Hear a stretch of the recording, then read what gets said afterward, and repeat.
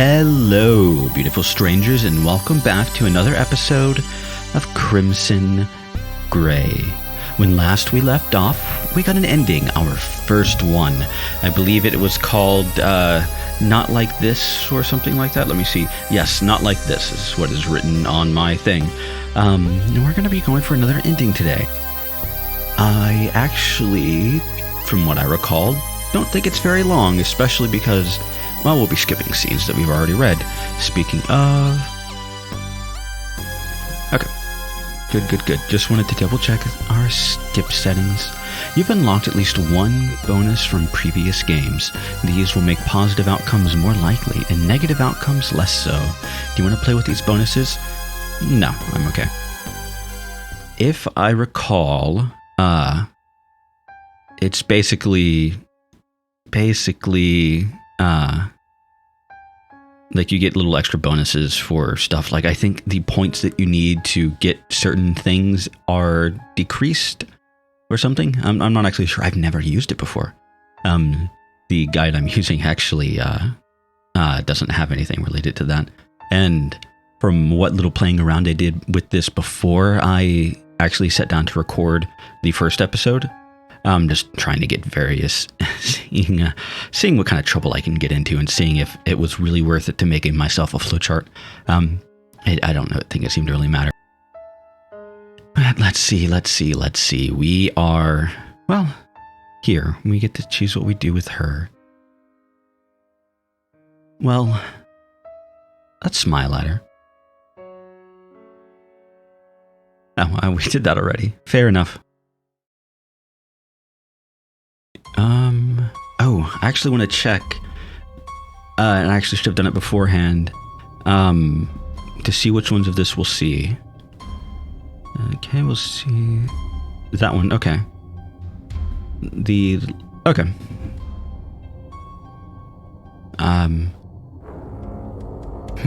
I guess we'll try to keep watch on the locker.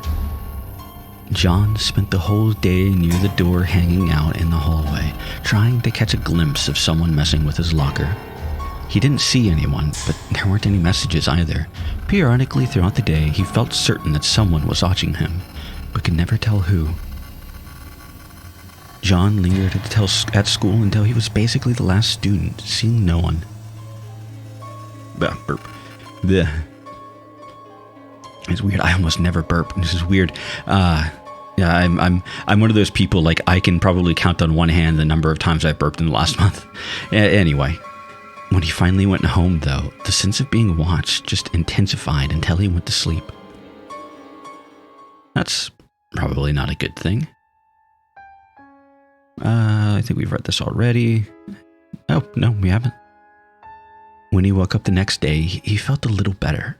Things would be fine so long as he kept everything in perspective, maybe. And there we go. Were you watching? Why else would you do that? Who else would you do that for? Is there another girl? No, you wouldn't do that. Surely not. John realized that he was in over his head, yet his mouth was still moving, asking the inevitable question. Okay, I just wanted to just go up to that real quick. John realized that he was in way over head. Now, why did you burn it down? Well, we've seen, well, for this, we will let her down gently, which is, I believe, what we did last time, as a matter of fact. Yep. I do think it's interesting and helpful, I think, unless I'm just dumb, that the skip button is disabled if you can't skip, if you've not seen that already. I like when games do that. My favorite still is the Tsukihime method of, a pop-up saying, you've already read this scene. Would you like to skip it? Yes or no? That is my preference, but, that seems to be uncommon from everything that I've read. What do we want to do? We can talk to Lizzie. Oh, right. We've already done that. Oh, well. Okay, and let's go research. We've already done that, didn't we? Oh, well. Ooh. Well, what are we going to give her? I think she's fine the way she is. I mean, from what we saw last route, she was okay. She took the Ondaquel and she found out something that was wrong with her, but she managed just fine without it. So, I think she'll be fine with nothing. Actually, maybe it would be better if she didn't take anything. Let me be frank with you, young man. That girl is suffering from an extreme chemical imbalance. Her only hope of becoming normal is heavy medication. But you said it would just be temporary, right? No, we're fine. John ignored the pharmacist's protests and headed back out of the store. Lizzie seemed a little puzzled that he didn't come out with anything, but didn't ask any questions. Without any great ideas, John thought they should go to the park. His town had a pretty nice park, and it was usually empty this time of day. His friends always said that a movie was the best first day. Oh, duh, we already read this. Duh. Oh. Okay. As he watched, he managed to convince himself he'd made the right decision. Maybe Lizzie wasn't completely stable, but she was completely devoted to him. The entire time they walked to the park, she stared at him adoringly. Drugs weren't always the best solution for a serious condition. He knew that all too well. As Miss Smith had said, therapy was also an important component of recovery. Hers had certainly helped him a lot. The third main component was a social support network, and from there he had completely failed to take her advice. He spent most of his time alone in meaningless old relationships. Okay. And this is with the friends being dicks, and her making smug face. Yeah, or not smug face. God, my mind, I cannot think of words today. She is just fucking stink-eyeing the hell out of him. I'm into it. They scoffed, but he didn't care. Taking her hand, he walked as fast as he dared out of the alleyway. When they got out, he looked back at Lizzie, and to his surprise, she had a smile on his face. She looked more peaceful than he had ever seen her. You knew you were a kind person, but I didn't understand how kind. I think I understand better now. I'm glad I met you, John. Wait here, okay? I forgot something, but I'll be right back. Before he could object, she was around the corner. John stared, wondering if he should do something, but too drained to do anything more than stand. The entire day in public, plus the encounter with his classmates, it left him with nothing. He wasn't usually outside or in public this much, and though being with Lizzie wasn't bad, he wasn't stable enough for this much interaction. He heard something clatter in the alleyway and hoped. He wasn't sure what he hoped. A gray cloud was covering his entire mind, choking out all thought. And then Lizzie came back. Did you get in a fight with a pizza? Or that's blood in it. Okay. Lizzie, what? You're kind, John. Too kind for this world. Where did all that blood come from? What did you do? It doesn't matter now. I wanted us to have years together, but I see that can't happen. Maybe it's better to have one perfect moment. Smile, John. You won't suffer anymore soon.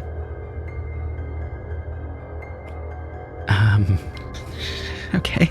We just need to take this easy here. I have enough holes in my body. I don't need any extra, especially not ones cut. Never mind. Please don't hurt me. She moved forward, and before he could back away, her lips touched his. Their kiss was brief, yet a shudder went through her body. And her knife went into his chest. It hurt, but he was so far from the pain that he could only stare down numbly. Lizzie gave him a sweet smile, then plunged the knife into her own chest. Both of them collapsed to the street, blood splattering everywhere. The last thing he felt before the numbness overwhelmed him was Lizzie reaching out to take his hand.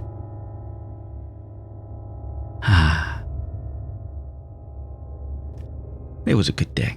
What an ending. Short and sweet, to the point. I like that. And I also like my drink. It was a fun ending. I liked it. I like little stuff like that. To be fair, I like bad ends. Bad ends are always fun. Let's see. Next is... Okay. I know what we're doing more or less now. Yeah, I've unlocked previous blitzes. I'm okay. Thanks for asking. As we skip through this, what are we gonna do? Smile ladder. As we skip through this, how's everybody doing today? I'm okay. Kitten had a vet appointment to get her final boosters and her rabies vaccine, so she's a bit, well, she's laying down at the moment. She's, I'm sure, achy, tired for sure. Although she's been napping at about, never mind. I'm rambling. Let's leave a note. John cut a small sheet of paper from one of his notebook, wrote thanks on the inside, and set it in his locker. If it was a prank, that ought to throw the pranksters off. And if someone had really meant well, hopefully they'd just take it as normal gratitude. He headed home, and once his homework was done, quickly fell asleep. The next morning, he thought he spotted someone outside his window. There was no one there. He opened his locker the next day. His note was gone.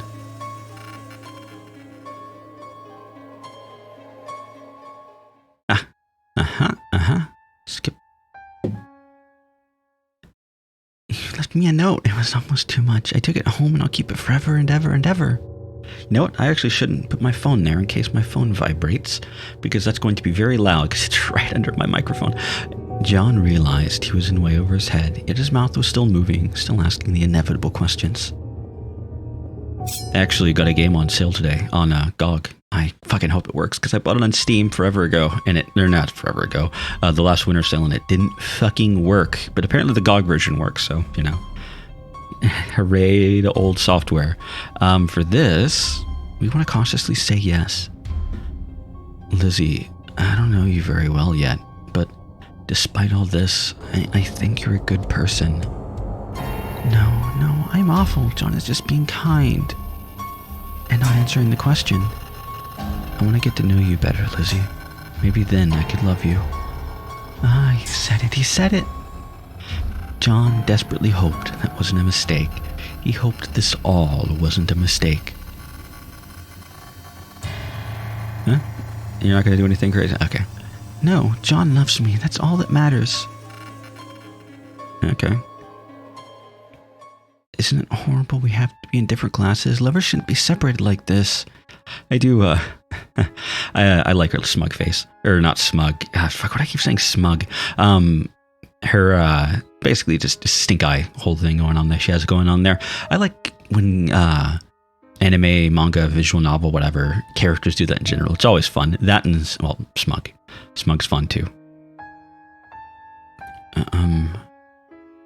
Will you eat lunch with me today, please? Won't you? This is a date, isn't it? We should get to know each other more. I want to know everything about you. Well, I'm nothing special. It's interesting to me that they, for some stuff, they just change like a single line of dialogue. You're basically live the scene the same, you know, it's just one or two lines are different. It's interesting. I can't say that I really like when visual novels do that, but I don't hate it. I think it's an interesting choice, and I don't disagree with it. So, you know, I can't be too hard on it. It's interesting, and it varies things up. So if you're reading it over and over again, it's you know, it's helpful. It varies things, and well, if you're not doing what I'm doing and skipping over red text, oh, right, we haven't done this yet. We're talking to the pharmacist. Yes. Wait, can I? That's interesting. Yeah, it's not skipping through the red text and reading everything that you've already read it before, just to get different routes. I think it's going to be much better for that. John explored the part of town where he thought he remembered a Koitek pharmacy. It turned out his memory was right. It was staffed by a male pharmacist. The middle-aged man gave him a perfunctory nod and listened patiently enough as John described Lizzie's symptoms without mentioning her directly. I'd recommend Paxitine or Cerazine. Either one can... No, that's not enough. Excuse me, young man. I don't think... I'm on Paxitine. This isn't that simple of a solution. I'm worried she might hurt someone. I see. Is there something you should tell me, young man? No, I just want to help. I wish someone had made me get some help earlier, and I want to be that person for her. If the condition is serious, I do have 2 suggestions. You need a blood test to prescribe either one, though. What do you suggest? Either Nalazine or Yondequel. Nalazine is better if the problem is mental. Yondequel is if the problem is emotional. Unfortunately, it was probably both. Thanks for letting me know about those. I'll see if I can't convince her. Not many people your age would go through so much trouble for a classmate. You're a good kid. Strangely, the man's words actually made John feel better. Maybe he really was doing the right thing with all of this. It was getting late, and John realized he needed to get home quickly if he wanted to have enough time for his homework. Oh, alright, we've already... True, he had accepted her confession, or sort of accepted her confession. John decided that was what he'd have to deal with from now on if he wanted to have a connection with her. So, we get to choose medicine for her now. We chose Yondequel. We saw what happens with that. So let's try Nilazine. See what happens with that. 2 weeks of Nilazine coming up. Try to help her rest, okay? Yeah, okay. And we go back to the normal. You know, this track is nice. I like it. And then again, all of the music is nice overall. As he watched, he realized that she was definitely calmer than usual. Her sweet cheerfulness seemed natural, not manic, and she even smiled at people that passed them sometimes. Could it really be the Nilazine? With him, the Paxitine had taken weeks to work, and whether or not it actually helped had been really unclear. Then again, Lizzie was her own case. Of course, it took more than drugs to cure a serious condition. He knew that all too well. You know, I don't know what it is about this visual novel. It gives me a very Midwestern America sort of vibe. I don't even know where this is supposed to take. And looking at the art in the background, you can't see my mouse cursor as I move it. Looking at the background images, it doesn't really resemble Midwestern architecture from what I've seen. This more is akin to what I've seen when I've been in California before. But neither here nor there, like smaller towns in any way. And I guess smaller parts of Lark, never mind. I don't know. There's something about this that strikes me as a very like Midwestern sort of feel. It could just be all of the bad fucking horror movies from the 80s that I've watched that take place in Midwestern US and small town USA and blah, blah, blah, blah, blah. Anyway, his classmates just scoffed. John considered taking Lizzie's hand and pulling her away, but worried about how she would react. After a moment of hesitation, it was too late. Listen here, you piece of... Without warning, Lizzie stepped past John and directly into his classmates' faces.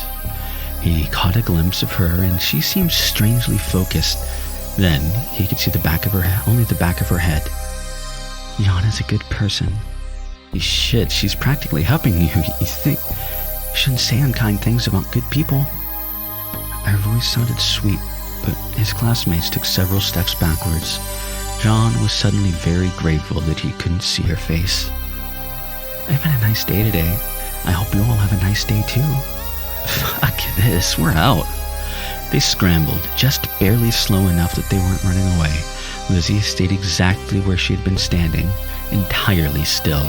John wanted to say something, but his mouth was too dry. Let's keep going, okay, John? Sure. Interesting. That was definitely a different reaction than the one that she had before. Sunday was a miserable slog through every second. John gave up on accomplishing anything whatsoever and just lay in bed feeling worse about himself. He fell asleep early and woke up in the early evening, not feeling better. That was impossible after a day wallowing in himself, but suddenly his energy was back.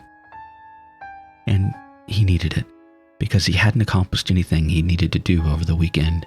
He set to work feverishly on Monday's homework. By the time he got to school, his eyes were gritty and his good mood was gone, but he was ready, high-functioning. John sighed and headed to school. He hadn't gotten very far before, without warning, Lizzie was walking beside him. "Good morning, John." "Morning. Are you all right, Lizzie?" "I spent yesterday thinking. I've come to some conclusions." "So? What did you conclude?" "For such a long time, the most I could imagine was being near you, talking to you. But now I see that's not enough. You have to be protected. I have to do it." "Lizzie, what they said to you, it made me so angry I wanted to kill them. Then you'd be safe." "Wait, you didn't?" "No, I didn't." "Because you have to be protected from me, too." "What?" "Since I took the medicine, I see things differently. I don't like it, but I understand better now. I don't want you to be afraid of me, John. I'll protect you no matter what." She seemed so sad, but so sincere. What was he supposed to say to something like that? "You don't need to say anything. Don't worry. Please don't worry. I'll protect you. That's all I can do." "I had a really good time on Saturday." "I mean it. I'm glad to see you happy too." "John is so kind. Too kind." "I'll see you later." She rushed away too quickly, leaving John completely uncertain what to think. In some ways, she seemed more stable, yet that wasn't a complete comfort. Lizzie was still carrying her knife.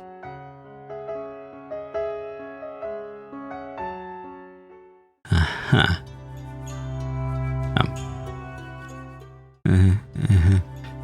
Yet there was the occasional moment when he saw a hint of something feral in her eyes.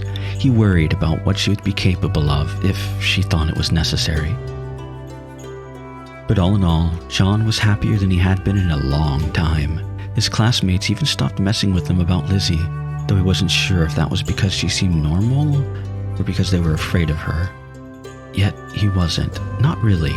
He had a hard time believing that anyone could really love him. Yet it seemed that Lizzie truly did. If anything, he worried that he could never love her back that intensely.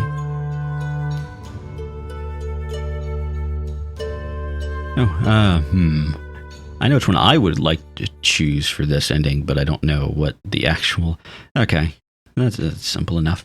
What is the next choice? Out of curiosity... Oh, right.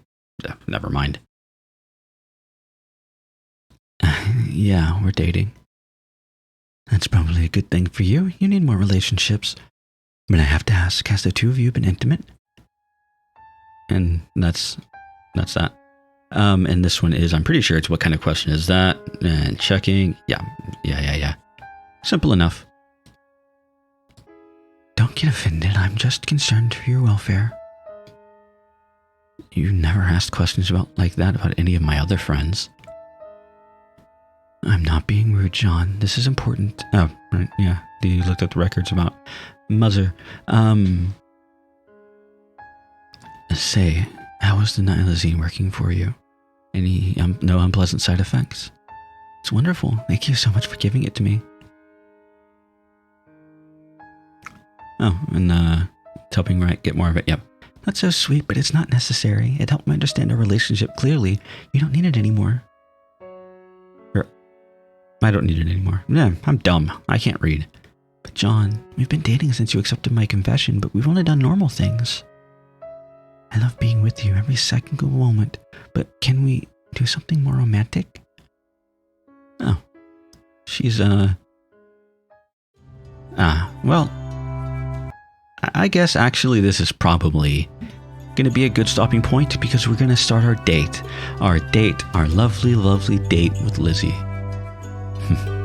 And it's going to go completely 100% normal, completely 100% according to plans. Well, I hope to see you all next time.